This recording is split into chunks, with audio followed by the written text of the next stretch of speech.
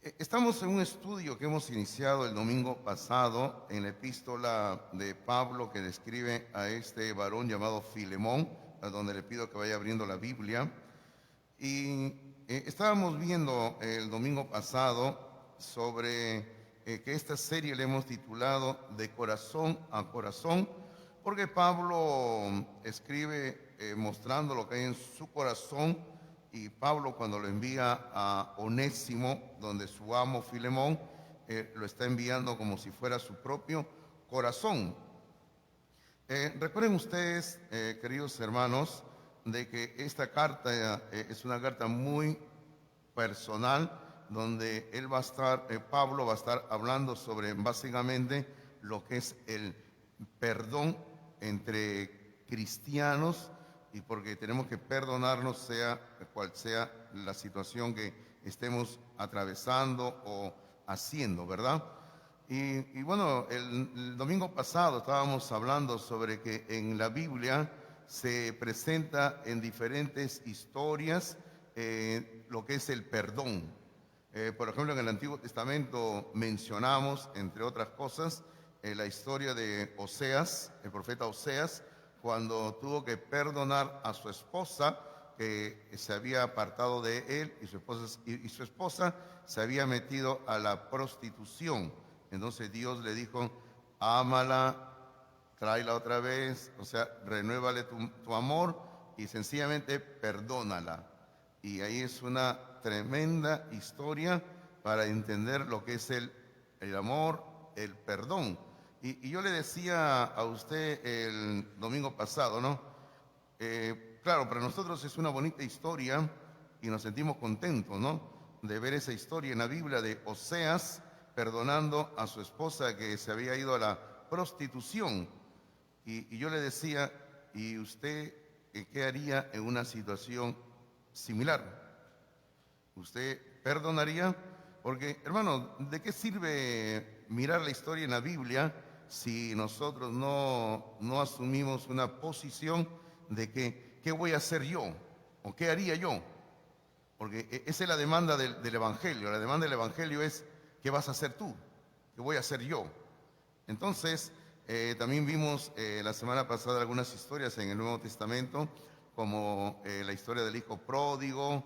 Luego vimos la historia de los dos deudores y finalmente terminamos hablando un poquito sobre esta historia de Filemón y Onésimo. Para que usted entienda lo que esta carta está tratando, más o menos la historia es así. Filemón vivía en una ciudad llamada Colosas, un poco lejos de la ciudad de Roma. Bueno, bien lejos, porque dos ciudades son aquí las que están en la historia. Por un lado, Colosas, muy lejos, y por el otro lado, Roma, bastante lejos, muy lejos.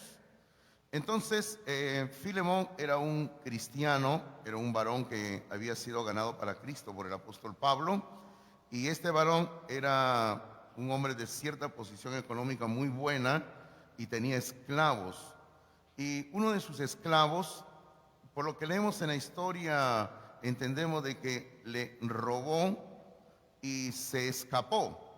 Entonces el esclavo huyó desde la ciudad de Colosas, se escapó hasta la ciudad de Roma.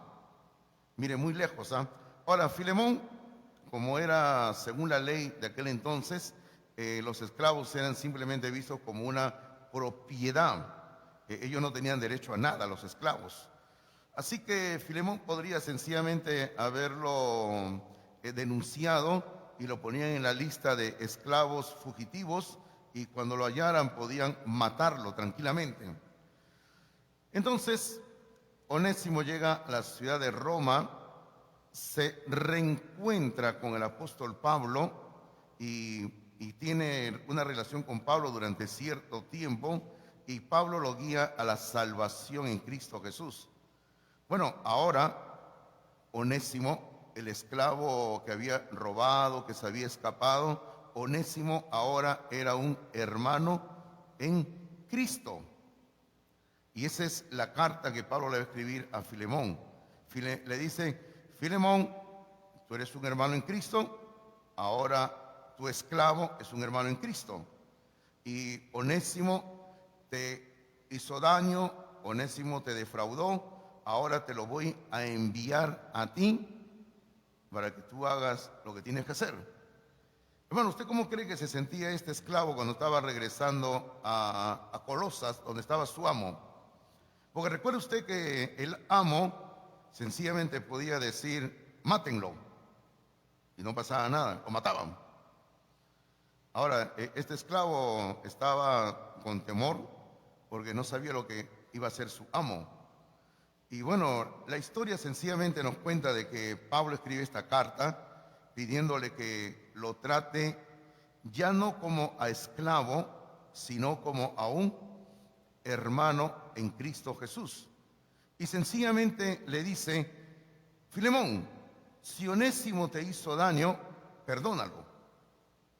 Y hermano, esa es la esencia de la carta. La carta nos va a enseñar lo que es el perdón entre cristianos. Y hermano, y es algo que yo decía la semana pasada, ¿no? Cuando uno perdona, tiene que perdonar de veras. Y eso está en la enseñanza del domingo pasado. Yo le decía, no se trata de decir, estoy llevando la cuenta, cuántas veces me vas ofendiendo y cuántas veces te voy perdonando. Porque si alguien lleva la cuenta, te estoy perdonando 2, 3, 4 veces, mira, hermano, sencillamente quiere decir que no hay un verdadero perdón. Porque que yo sepa, Dios no hace eso con nosotros, ¿verdad? Y la Biblia dice que nosotros tenemos que ser imitadores de Dios en el perdón. Y bueno, esta mañana, usted tiene sus apuntes, ahí abra por favor sus apuntes. Permítame tomar mi agüita.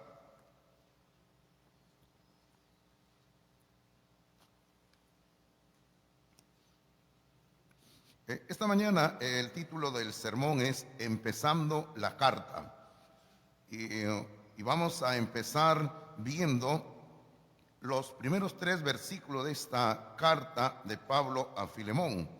Y le voy a ser honesto de que es primera vez que yo voy a predicar una serie de sermones sobre Filemón. Y cuando me puse a ver los primeros 3 versículos decía, ¿qué puedo predicar de estos 3 primeros versículos? Yo había pensado hacer un salto de garrocha. O sea, el salto de garrocha, ¿sabe cuál es, no? Me salto. Y yo había pensado saltarme hasta el versículo 4, pero me puse a leer bien, a volver a leer, a estudiar y dije, no, aquí hay enseñanza de Dios para nosotros en estos 3 primeros versículos y vamos a invertir hoy día cierto tiempo en estudiarlos. Y vamos a ver esta mañana 3 verdades o 3 enseñanzas que encontramos en estos 3 versículos. La número 1, la primera es, yo creo que usted al leer ya se tiene que haber dado cuenta. El número 1 es el autor de la carta. El autor de la carta. El versículo 1 comienza diciendo de esta manera: Pablo, prisionero de Jesucristo, y luego va a hablar más todavía, pero vamos avanzando así. Pablo, prisionero de Jesucristo. Así que lo que primero que queremos decir nosotros ahí en sus notas es que definitivamente el autor es Dios. El autor es Dios, porque Dios es el autor de toda la Biblia. Toda la Biblia le pertenece a Dios. No hay ningún libro que sea del hombre, toda la Biblia es de Dios. Pero luego decimos en su nota, pero el instrumento humano utilizado por Dios para escribir esta carta fue Pablo, el apóstol Pablo. Y eso creo que nosotros lo tenemos entendido, ¿verdad? Ahora, a veces cuando algunas personas leen las cartas del Nuevo Testamento, las epístolas, siempre encuentran que comienza diciendo Pablo, apóstol de Jesucristo, o como aquí dice Pablo, prisionero de Jesucristo. Y algunas personas cuando leen la carta del Nuevo Testamento, sin conocimiento, acusan que Pablo era una persona orgullosa, vanidosa, y dicen que Pablo está colocando primero su nombre. Y dicen, no, qué feo, ¿verdad?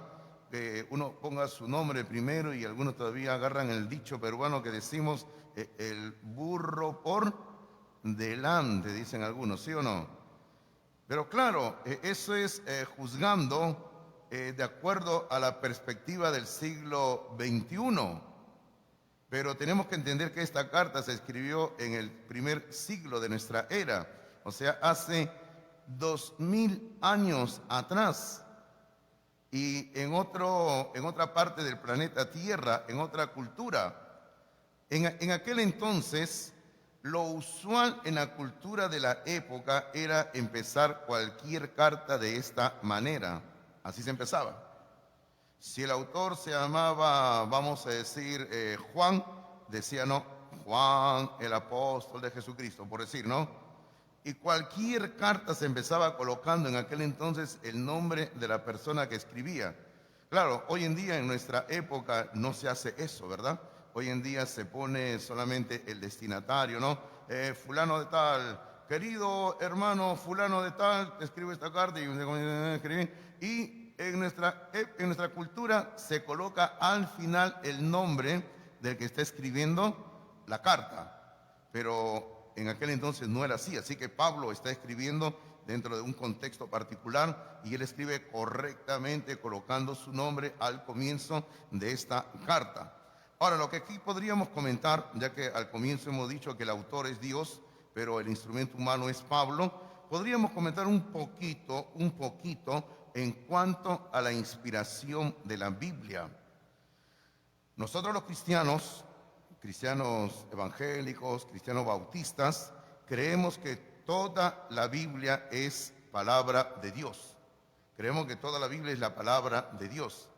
Aún más, nosotros creemos, y usamos dos palabras para decir lo esto de eso, nosotros creemos en la inspiración plenaria y verbal de la Biblia. Plenaria y verbal de la Biblia. ¿Qué quiere decir plenaria? Plenaria quiere decir todo, plenamente, todo. Así sencillamente, algo, todo, toda la Biblia plena, plenamente, plenaria. Y verbal quiere decir que cada palabra de la Biblia es palabra de Dios. Por eso decimos, ¿no? Nosotros los cristianos creemos en la inspiración plenaria y verbal de la Biblia. De una manera rápida vamos a ver dos pasajes del Nuevo Testamento que tratan de este asunto, solamente para conocimiento de ustedes. El apóstol Pablo escribe en 2 de Timoteo, retrocede algunas hojitas por favor, 2 de Timoteo capítulo 3.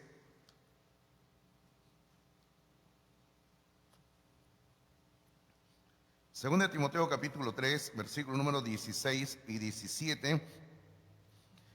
Pablo escribiendo esta carta a Timoteo. Esta carta es segunda de Timoteo, hermanos. El asunto es que no están en el orden cronológico, pero esta carta fue la última carta que Pablo escribió durante su vida terrenal. O sea, esta carta de segunda de Timoteo, él escribió después de la carta a Filemón.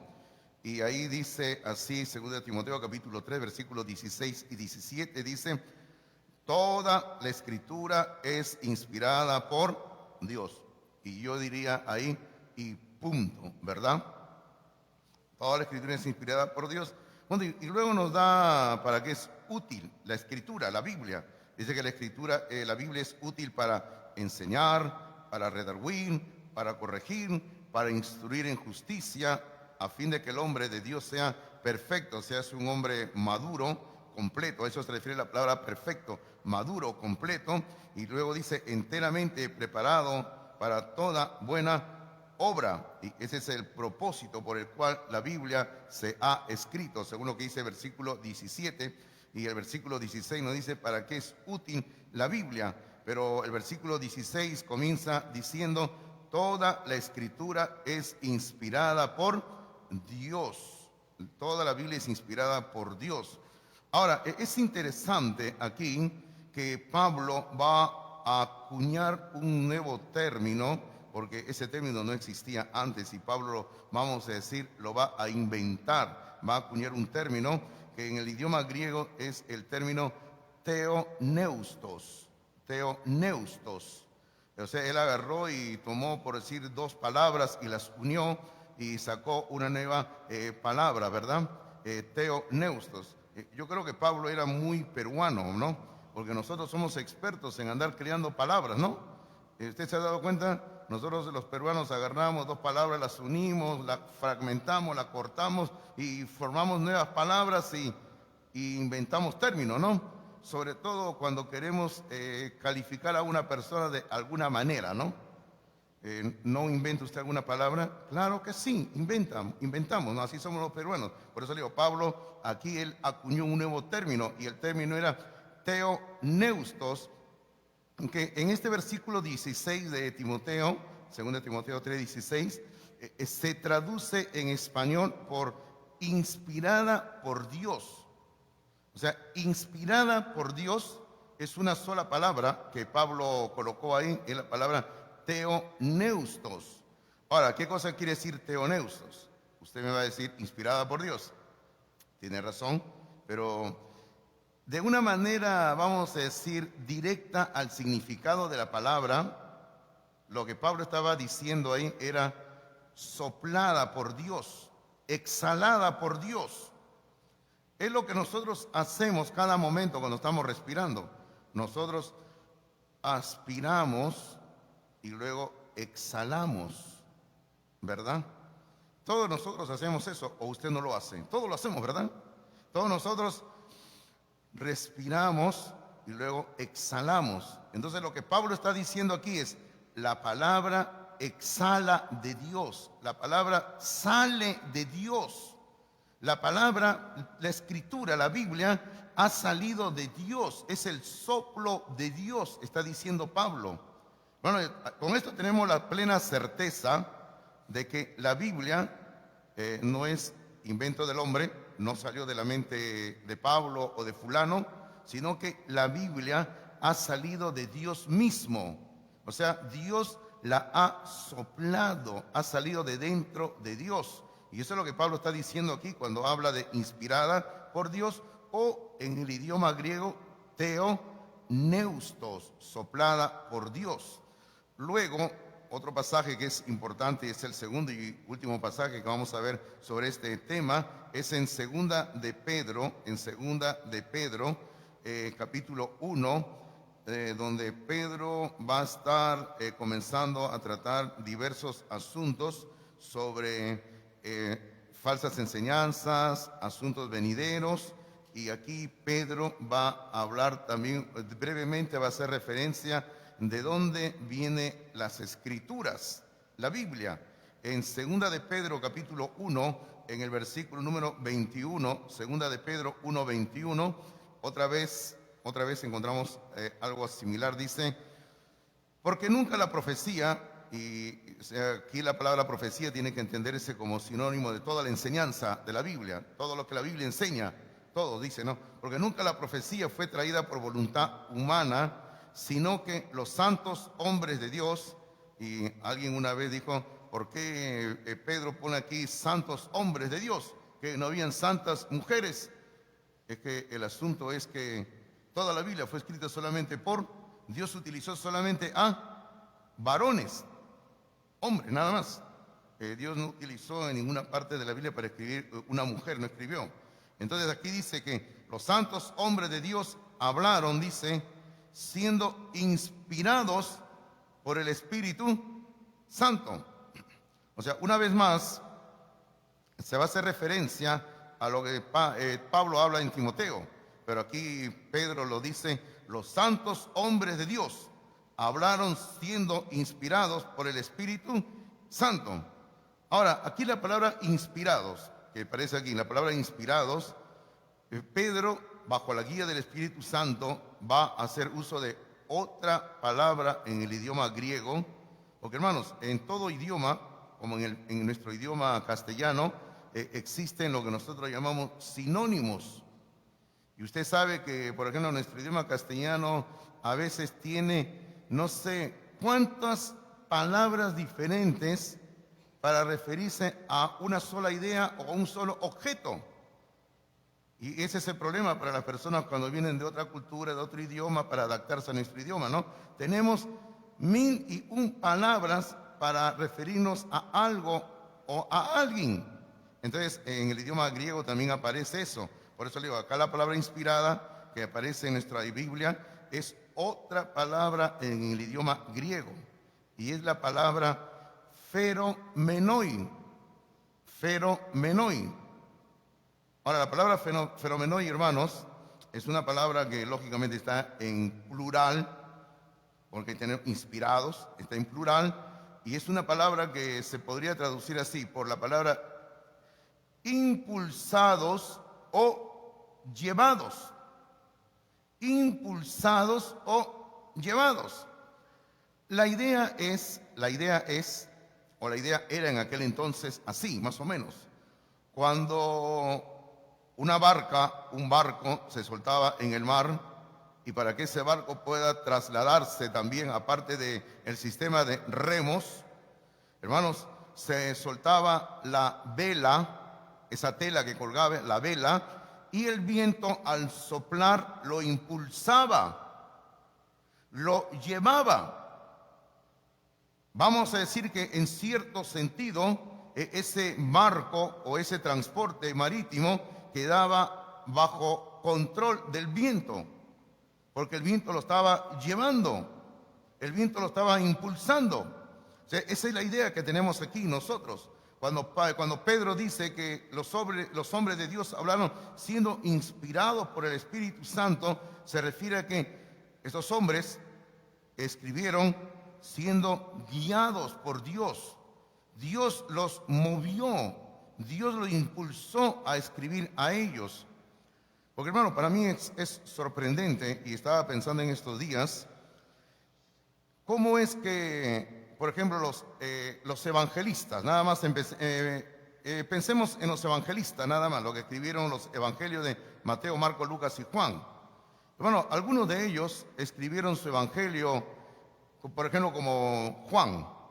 Hermano, los hechos de los evangelios, no me refiero al libro de hechos, sino los acontecimientos en los evangelios, terminaron más o menos en el año 30. Y Juan, según se piensa, Juan escribió después del año 70 su evangelio. Ahora, usted imagínese, Jesucristo murió en el año 30 y Juan escribe su evangelio más o menos por el año 70. O sea, 40 años después. Hermano, y cuando usted lee el Evangelio de San Juan, usted lee algo maravilloso. Por ejemplo, Juan dice, esto ocurrió tal día y todavía da la hora, a tal hora. Hermano, ¿no le parece sorprendente que una persona pueda escribir exactamente lo que ocurrió, lo que se dijo, sin error alguno, hasta dando la hora exacta en que ocurre, 40 años después?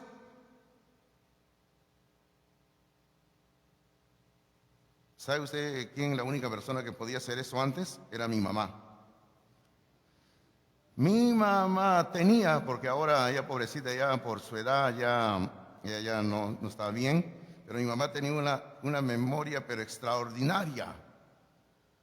Si mamá decía, eso ocurrió tal día, tal hora, y fue así, punto, se acabó. Habló la doña, decíamos, y si la doña habló, nadie le podía dar la contra. Y si mi padre le decía, no, te equivocaste, oh, no, no, no y no. ¿No le parece familiar en su matrimonio también, varones? Las mujeres tienen una memoria extraordinaria, ¿sí o no? Díganlo tranquilamente, varones, no le van a pegar. Si les pegan, me avisan, ¿ya? Pero bueno, aparte de las bromas, y que es algo cierto, las damas tienen una memoria extraordinaria, pero estos varones, cuando escribieron la palabra de Dios, lo hicieron bajo la guía del Espíritu Santo y escribieron, hermanos, a pesar de que habían pasado en algunos casos 20 años, 30 años o 40 años después, hermanos, ellos escribieron exactamente lo que ocurrió sin ningún error en lo que escribieron. Ahora, tomando estos dos pasajes, tanto el de Timoteo como el de Pedro, vamos a juntarlo y vamos a decir así. En conclusión, las Escrituras, la Biblia, procede de Dios como nuestra respiración y que fueron escritas por hombres impulsados por Dios. O sea, impulsados nos referimos bajo el control divino. Si usted estaba escribiendo, se lo vuelvo a repetir, no estoy dictándolo por si acaso ya. Le digo, no, las Escrituras proceden de Dios como nuestra respiración y que fueron escritas por hombres impulsados por Dios bajo el control divino. Esa es la Biblia, hermanos míos. Es por eso que hemos comenzado diciendo esta mañana ahí en sus notas que el autor de esta carta es Dios, pero el instrumento humano que Dios ha utilizado o utilizó para escribir esta carta es el apóstol Pablo. Y gracias a Dios por eso, ¿verdad? Ahora, volviendo a nuestro versículo 1, por favor, vuelva a Filemón.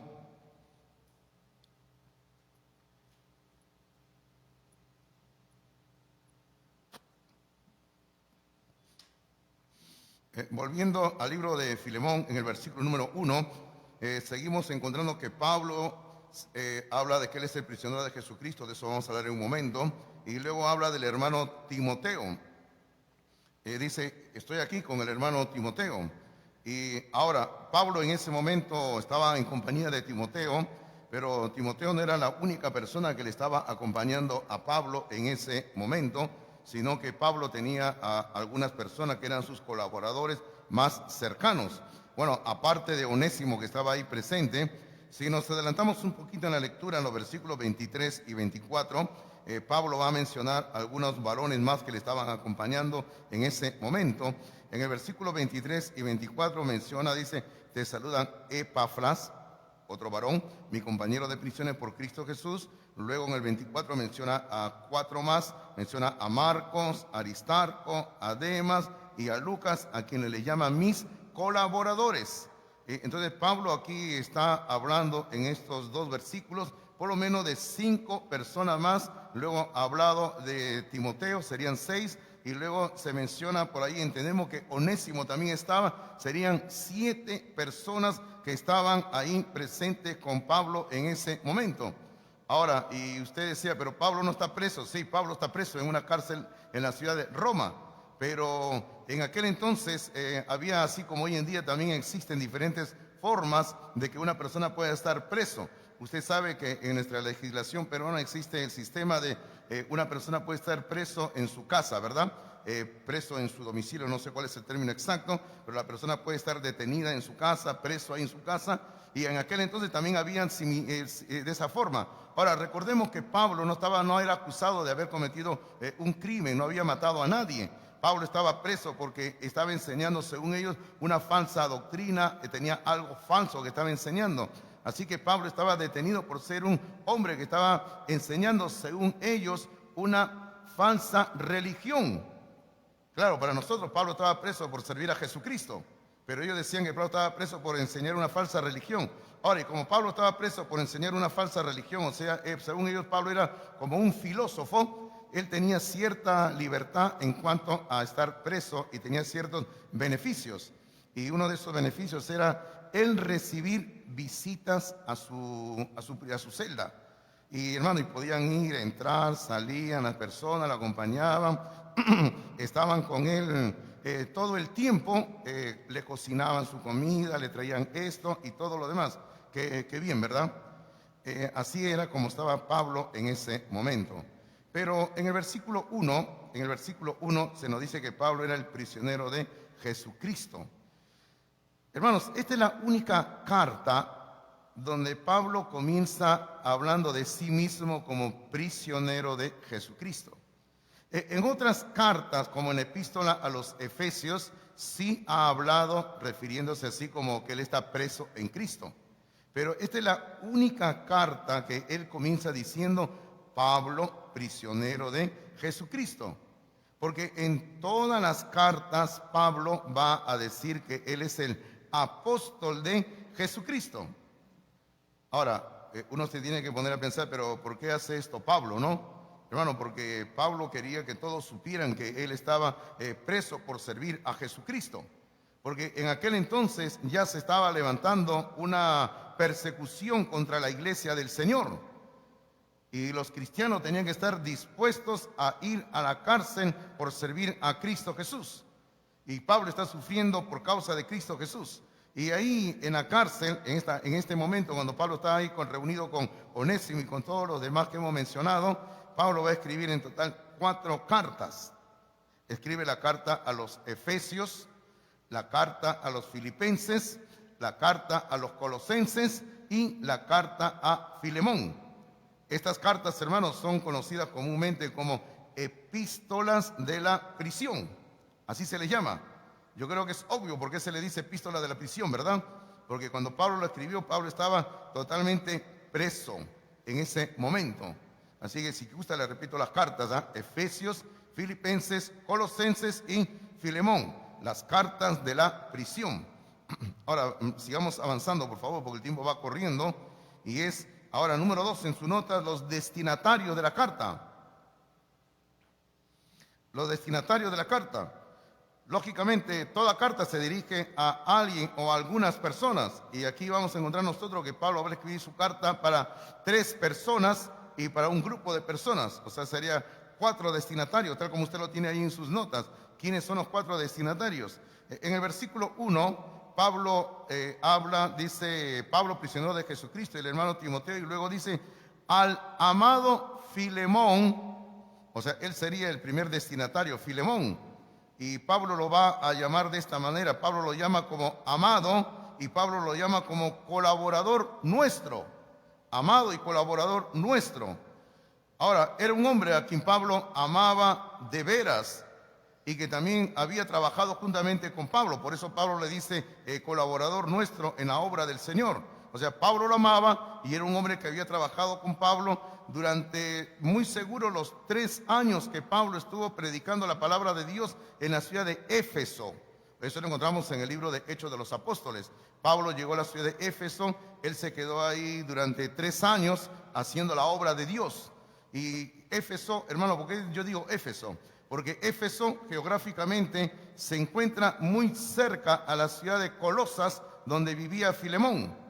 Entonces Filemón parece que se encontró con Pablo ahí en Éfeso y estuvo trabajando con Pablo durante esos 3 años espirituales. Ahora, usted tiene que ir entendiendo esto, hablando de Filemón un poquito, que un hombre espiritual siempre será amado y respetado por su familia y por las personas que lo rodean. Filemón era de la ciudad de Éfeso, de Colosa, como hemos dicho, y ahí se desarrolló una iglesia. Y Pablo le va a escribir inclusive una carta a la iglesia que había en Colosas, la carta que nosotros conocemos como la carta a los Colosenses. Ahora, es interesante algo, queridos hermanos. A pesar de que la ciudad de Colosas era muy pequeña, y lógicamente la iglesia también era muy pequeña, Pablo le escribe una carta a los colosenses que tiene una profunda y gran enseñanza de la palabra de Dios. O sea, eso es lo maravilloso que podemos ver, ¿no? O sea, no se trata de que la iglesia era grande o pequeña, sino que Pablo le escribe una tremenda enseñanza de la palabra de Dios para esta iglesia. Ahora, por lo visto, Filemón, como hemos dicho al comienzo de la prédica, era un hombre de cierta posición financiera buena y tenía su propia casa. Tenía su terreno, tenía su propia casa. Ahora, y también lo que entendemos nosotros es que Filemón había sido ganado para Cristo por el apóstol Pablo, tal como Pablo lo va a dar a entender en el versículo número 19. En el versículo número 19, Pablo le dice así: yo, Pablo, lo escribo de mi propia mano, de mi mano, dice. Yo lo pagaré. O sea, Pablo le dice a Filemón, yo lo voy a pagar, le dice. Y luego le dice, por no decirte que aún tú mismo te me debes también. Interesante, ¿no? Lo que le dice Pablo a Filemón, le dice, tú mismo te me debes también. Hermano, lo que le está diciendo aquí es que Filemón le debía la propia vida a Pablo. Tú me debes tu alma, le estaba diciendo. Y hermano, y Filemón sabía muy bien de quién había tenido la salvación en Cristo Jesús, ¿verdad? Y hermano, nosotros tenemos que estar agradecidos por la persona que nos habló de Cristo en cierto momento dado de nuestra vida y así pudimos llegar a la salvación. ¿Usted sabe quién lo ganó a Cristo? ¿Usted o no sabe? ¿Sabe o no sabe? Yo siendo niño escuché el mensaje de la palabra de Dios en la iglesia bautista de Comas. Era un día jueves, estaba predicando el pastor Francisco Maguiña, pidió que pasen adelante, yo pasé adelante, luego me mandaron a conversar con una señorita que hasta el día de hoy no sé su nombre, en el cielo lo voy a saber, era una señorita así, y ella me habló el evangelio, ella me dijo nos vamos a arrodillar, oramos, recibí a Cristo en mi corazón y desde ese día yo soy hijo de Dios. Ahora, yo no sé el nombre de esa señorita que me guió a los pies de Cristo, pero el día que esté en el cielo lo voy a saber, ¿verdad? Pero yo estoy agradecido por los instrumentos humanos que nos hablaron la palabra de Dios. Y gracias a Dios por eso, ¿verdad? En este caso, Pablo lo ganó a Filemón para Cristo. Y usted también tiene que darle gracias a Dios por el hombre o la mujer que le habló la palabra de Dios y usted pudo llegar a la salvación. La segunda persona que se escribe esta carta, la encontramos en el versículo número 2, que comienza diciendo así: y a la amada hermana Apia. Así que la segunda persona es Apia. Pablo la llama amada. Ahora, más que seguro, esta mujer era la esposa de Filemón. Más que seguro, era la esposa de Filemón. Ahora, hermanos, Pablo se toma, vamos a decirlo así, la libertad cristiana de llamarla a una mujer, a una hermana en Cristo, amada. Porque el amor tiene que ser el elemento vinculante y característico de los cristianos. Ahora, cuando nosotros entendemos en Cristo de que el amor nos tiene que vincular, o sea, nos tiene que unir y tiene que ser el elemento característico entre nosotros los hijos e hijas de Dios, hermanos, podemos llamarnos con una pureza de corazón, amado hermano, amada hermana. Y es por eso que Pablo le está llamando aquí a la hermana amada en el Señor. Ahora, usted podría leer, por ejemplo, cuando Cristo le dice en San Juan capítulo 13, versículo 34 y 35, que el amor tiene que ser la característica entre los creyentes. Y luego Santiago en su carta y también Juan en su primera epístola va a desarrollar de que el amor tiene que ser algo práctico. Hermano, el amor no solamente tiene que ser algo que yo estoy pensando, yo amo a los hermanos, yo amo a mi hermano, yo amo a mi hermana. El amor en Cristo tiene que ser algo práctico, algo que se pueda ver, tiene que ser algo evidente. Y eso es lo que se aprende en la carta de Santiago y en la carta de Primera de Juan. Ahora, yo le quiero decir algo por lo que se lee en esta carta, aunque no hay mucho que nos diga, pero algo se puede entender en esta carta. Que Apia, la esposa de Filemón, hermano, era de seguro una gran ayuda para su esposo. Y permítame decirle que era de gran ayuda. Hermano, porque es una bendición cuando un hombre tiene una mujer que le ayuda, ¿verdad? Pero déjeme decirle, y tómenlo de lado bueno, por favor, que a veces hay mujeres que no ayudan a su esposo. O también a la inversa. O hombres que no ayudan a la esposa. Pero es un problema cuando la mujer no es de ayuda idónea para el marido. Y peor, si se trata de asuntos externos y espirituales como la obra de Dios. Pero aquí vemos que esta mujer era de gran ayuda a su esposo. Porque siempre el dicho dice, detrás de un hombre hay detrás de un gran hombre hay una gran mujer, ¿verdad? Pero yo no creo detrás. Yo siempre lo digo así. Al lado de un gran hombre hay una gran mujer, hermanos. No es detrás. Quizás en la cultura latinoamericana, que es una cultura machista, puedan decir, no, detrás del hombre está la mujer. No. Al lado del hombre, al lado de un gran hombre, hay una gran mujer, hermanos. Ahora, cuando uno ve el cuadro completo de lo que estamos comentando esta mañana rápidamente, es que Apia era realmente una mujer virtuosa, según lo que nos enseña en Proverbios capítulo 31. En Proverbios capítulo 31, que no vamos a ir esta mañana por cuestiones de tiempo, por favor, solamente quiero resaltar dos cosas en cuanto a la mujer virtuosa y que Apia las tenía. La primera que quiero resaltar es que Apia, y ya lo dije, era una gran ayuda para su esposo. Esa es una característica clave en una mujer virtuosa. Toda esposa tiene que ser gran ayuda para su esposo. Y lo segundo que le quiero decir es que Apia era una bendición para su familia. O sea, no solamente era de ayuda para el esposo, sino que era una mujer de bendición para su hogar, para su familia. Y así tiene que ser toda mujer virtuosa, ¿verdad? Ahora, la tercera persona a quien se dirige esta carta, por favor, avancemos rápidamente. En el mismo versículo número 2 dice a la amada hermana Apia, y luego dice, y a Arquipo, nuestro compañero de milicia. Ahora, ¿quién era Arquipo? Lo que nosotros podemos entrever aquí es que Arquipo era más que seguro el hijo de la pareja. O sea, Arquipo era el hijo de Filemón y el hijo de Apia en ese momento.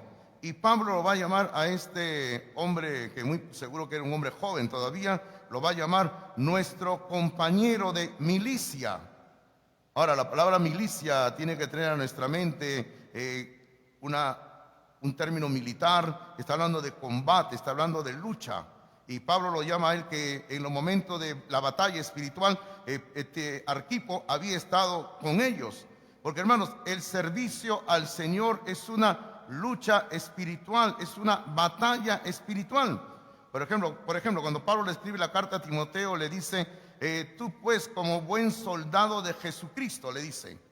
Cuando uno comienza a servir a Dios, uno se convierte en un soldado de Jesucristo. Y por ejemplo, también cuando Pablo escribe la epístola a los filipenses, en el capítulo 4, Pablo va a mencionar el nombre de algunas personas, inclusive de algunas mujeres, y Pablo le va a decir, estas personas combatieron conmigo juntamente en el Evangelio, le dice. Es que, hermanos, servir al Señor es una lucha. El ministerio es una batalla. El ministerio es una guerra. Si usted decide servir al Señor, entiéndalo, va a entrar a una batalla, a una guerra, a una lucha espiritual. Y yo estaba pensando de que nosotros cuando estamos en esta lucha espiritual tenemos, vamos a decir, tres enemigos. Bueno, por un lado tenemos los enemigos espirituales que vienen a ser los demonios, Satanás, y luego tenemos nuestra propia carne, los enemigos carnales, y luego tenemos una batalla contra nosotros mismos. Bueno, porque todos los días tenemos una lucha contra nosotros mismos, y estamos en esa constante batalla constantemente nosotros. Ahora, es evidente que Arquipo, siendo un hombre joven, había aprendido el servicio de parte de sus padres. Y ahí permítanme hablar un poquito así de los padres y decirle que los padres somos personas claves en el desarrollo espiritual de nuestros hijos. Los padres somos clave en la formación de nuestros hijos. Y permítame decirlo también de esta manera. Y los padres somos también personas claves en la deformación espiritual de nuestros hijos. Usted puede formar a sus hijos o puede deformarlos a sus hijos. Y a veces los padres estamos contribuyendo en la destrucción espiritual de nuestros hijos. Estamos destruyendo a nuestros hijos, queridos hermanos, porque no le estamos enseñando palabra de Dios y no le estamos dando un buen ejemplo para que ellos puedan imitar nuestra vida espiritual. Pero aquí tenemos este tremendo ejemplo de un joven que está sirviendo al Señor al igual que sus padres. Ahora, y aquí tengo más para hablarle, pero tengo que saltearme porque el tiempo me está ganando. Y luego le tengo que decir el cuarto, a quién se dirige Pablo, el número 4 es a la iglesia. A la iglesia. El versículo número 2 dice, y a la iglesia que está en tu casa, dice. A la iglesia que está en tu casa, le dice. Ahora, no le pone ningún calificativo a la iglesia, solamente dice la iglesia que está en tu casa. Ahora, lo que ocurre, hermanos, es que las congregaciones en aquel entonces estaban funcionando en casas de personas que muy gentilmente abrían las puertas de su domicilio para que las iglesias funcionaran. Más o menos recién por el año 250, 270 después de Cristo, más o menos, fíjese cuántos años después, 250, 270 después de Cristo, recién las iglesias comenzaron a tener templos propios. Ahora usted dirá, ¿pero por qué? ¿Por qué no podían hacerlo antes? Bueno, habían varios factores, factores de persecución, factores de economía y varios más. Pero recién después comienzan a tener templos propios. Y usted sabe muy bien que cuando una iglesia está naciendo, está comenzando, generalmente comienza en la casa de alguna familia, ¿verdad? Y gracias a Dios por las familias que abren las puertas de su casa para comenzar una iglesia. Ahora, pero también me llama a mí algo interesante, que esta familia, a pesar de que eran de cierta posición buena, porque hemos hablado que Filemón tenía casa, tenía terreno, tenía esclavos, por lo visto, hermanos, a pesar de que tenían cierta posición buena, deberían haber tenido una casa bonita, bien arregladita, bien pintadita, de repente con ciertas alfombras y con sus adornos por aquí y por allá. Y ellos abrieron la puerta de su casa para que la gente pueda entrar y adorar al Señor. Usted dirá, pastor, ¿y qué tiene de extraordinario eso? Que mayormente las iglesias en aquel entonces se conformaban por esclavos. Así que ellos estaban abriendo las puertas de su casa a personas de un nivel socioeconómico mucho más inferior que el de ellos. Bueno, y eso tiene que hacernos pensar un poquito, que si nosotros amamos al Señor, amamos a los hermanos y queremos que la obra de Dios crezca, tenemos que aún estar dispuestos a sacrificar nuestros bienes materiales por amor a la obra de Dios. Ahora, lecciones que aprendemos, y aquí le voy a repetir algunas cosas que ya les estuve diciendo, pero escríbanlo ahí por favor rápidamente. Hay dos lecciones que aprendemos. Lección número 1. Toda una familia al servicio del Señor. Toda una familia al servicio del Señor.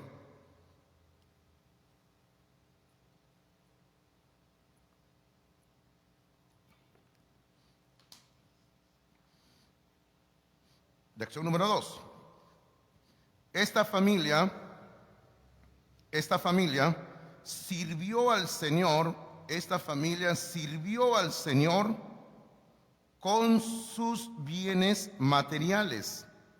Esta familia sirvió al Señor con sus bienes materiales. Como les estaba comentando, ¿no? Abrieron la puerta de su casa y dijeron, aquí estamos, listos para que vengan las personas a oír el mensaje de la palabra de Dios y lleguen a la salvación en Cristo Jesús. Y hermano, para mí es tremendo el ejemplo que ellos le dieron a su hijo Arquipo, para que este varón también sea un líder luego en la obra de Dios también. Ahora, vamos rápidamente al número 3, por favor. Número 3 es el deseo de Pablo. El deseo de Pablo. Y aquí vamos al versículo número 3, y que viene a ser el último versículo que vamos a estar viendo en esta mañana. Versículo número 3 dice, gracia y paz a vosotros de Dios nuestro Padre y del Señor Jesucristo. Pablo, inspirado, hablando en nombre del Padre y del Señor Jesucristo. Y porque el hombre está controlado por el Espíritu de Dios, está impulsado por el Espíritu de Dios, y él libremente habla en nombre del Padre y en nombre de Jesucristo. Y él desea que todos sus destinatarios, o sea, Filemón, Apia, Arquipo, la iglesia, él desea que todos sus destinatarios puedan tener gracia y paz. Ahora, en sus notas dice, gracia es el medio que provee salvación, porque por gracia soy salvo, dice la Biblia. Gracia es el medio que provee salvación, y paz es el resultado de la salvación. Y paz es el resultado de la salvación. Bueno, ningún hombre, ninguna mujer puede ser salvo sin la gracia de Dios, ¿verdad? Todos necesitamos la gracia de Dios. Y la gracia de Dios se extiende a todo ser humano, a toda criatura, para que toda persona que quiera aprovechar la gracia de Dios pueda venir a la salvación en Cristo Jesús. Y cuando una persona viene a la salvación, puede tener paz en Cristo como resultado de todo esto. Ahora, yo quiero finalmente ir viendo esta mañana lo último, es en Romanos capítulo 5, versículo número 1, por favor. En Romanos capítulo 5, versículo número 1, hablar un poquito sobre la salvación, un poquito sobre la paz. Romanos capítulo 5, versículo número 1, dice así, por favor. Romanos capítulo 5, versículo número 1 dice: justificados pues por la fe tenemos paz para con Dios por medio de nuestro Señor Jesucristo. Ahora, yo quiero que usted observe este orden espiritual de lo que podemos obtener de parte de Dios. Acá hay un orden espiritual de lo que podemos obtener de parte de Dios. Ahora, aquí hay tres palabras claves. Si usted gusta, subrayelas, enciérrelas en un círculo como usted quiera. Y son la palabra justificados, la palabra fe y la palabra paz. Ahora, ¿cuál es el orden? El orden es, primero es fe. Dice, por la fe en Dios, cuando usted pone su fe en Dios, cuando usted confía en Dios, cuando usted le cree a Dios, cuando usted entiende que solo por la gracia de Dios, solo por Jesucristo, usted puede ser salvo, solo por fe, usted solo por fe pasa a la siguiente palabra, que es la palabra justificación. Porque observe que el versículo 5.1 dice, justificados pues por la fe. Por la fe es la que nos lleva a la justificación. Dice, la justificación nos hace personas que somos declaradas justas. Esa es la justificación, queridos hermanos. Todos nosotros somos pecadores que estamos listos a ser condenados al infierno por toda la eternidad. Pero Dios, por fe en Cristo Jesús, por amor en Cristo Jesús, cuando el hombre y la mujer ponen su fe en Cristo, en ese momento Dios nos declara justos en Cristo Jesús. Y llegamos a ser libres de todo pecado, libres de toda condenación. Ahora permítame ahí preguntarle, aunque la pregunta no ni siquiera debería plantearla, pero la pregunta es, hermano, ¿y por cuánto tiempo somos justificados? ¿Por un año? ¿Por 2 años? ¿O somos justificados solamente hasta la próxima vez que pecamos? Porque la próxima vez que pecamos perdemos la salvación, ¿no? No. Cuando Dios justifica a la persona, la justifica una vez para siempre. Y esa falsa enseñanza de que la salvación se pierde, como lo dije, es una falsa enseñanza que no está en las Escrituras. Es una tergiversación de la palabra de Dios. Entonces, la primera palabra es fe, la segunda palabra es justificación. Y cuando el hombre o la mujer es justificado en Cristo, ¿cuál es el resultado? Según este versículo número 1 de Romanos 5.1 dice, tenemos paz para con Dios por medio de nuestro Señor Jesucristo. Hermanos, uno de los resultados de la salvación en Cristo Jesús es la paz. Uno, porque hay más. Pero aquí se está abordando a la paz. ¿Por qué paz? Porque antes de la salvación, el hombre que estaba en pecado, la mujer que estaba en pecado, estaba enemistado con Dios. Dios estaba enemistado con esa persona. Y ahora en Cristo la persona llega a tener paz. Tenemos paz en Cristo Jesús. Ahora, usted no puede ir a la farmacia a comprar un frasco de paz. Usted no va a ir a la farmacia y pedirle, me vende una inyección de paz, por favor. No hay, ¿verdad? No hay jarabe de paz, no hay pastilla de paz, no hay inyección de paz, no hay suero de paz. Nada ni nadie le puede vender a usted la paz. Y por eso que en sus notas dice, la verdadera paz solo se encuentra en Jesucristo. La verdadera paz solo se encuentra en Jesucristo. Y esto es lo que Pablo le comienza diciendo en esta carta que le dirige a Filemón. En el versículo 3 hemos estado viendo donde dice, gracia y paz a vosotros. Gracia y paz a quienes, a Filemón, Apia, la esposa, Arquipo, el hijo, y a toda la iglesia y a todos nosotros. Pablo dice, gracia y paz a vosotros de Dios nuestro Padre y del Señor Jesucristo. Qué hermoso, ¿verdad? Hermano, qué hermoso es saber que en Cristo tenemos paz. Qué hermoso es saber que tenemos paz. Ahora, ¿qué ocurre si usted no tiene paz? Busque la paz en Cristo. Busque la paz en Cristo. Busque la paz en Cristo. ¿Pero cómo? Tenga fe en Cristo. Venga a Cristo. en salvación. Venga Cristo en salvación. Solo en Cristo hay salvación, nada más, y hay paz en Cristo, nada más. Vamos a orar, por favor, esta mañana. El tiempo nos ha ganado y tenemos ya que hacer algo más. Vamos a orar. Padre, damos gracias esta mañana por tu palabra, por la Biblia. Padre, realmente solo y únicamente en Cristo podemos tener auténtica paz. Y damos infinita gratitud, gloria a tu nombre, porque por medio de la fe, por medio de la gracia somos salvos. Padre, damos gracias porque este matrimonio, Filemón, Apia y aún su hijo, Arquipo, Señor, son un tremendo ejemplo para la iglesia del siglo XXI, para Palmas Reales, Señor. Es un ejemplo. Y pedimos, Padre, que nosotros podamos sacarle provecho a las Escrituras. Y si esta mañana hubiera alguien aquí, Señor, que no tiene aún paz contigo, que esta mañana pueda venir en humillación su corazón, diciendo: yo necesito esa paz en Cristo Jesús. Te damos gracias y oramos en Jesús. Amén y amén, Señor. Amén.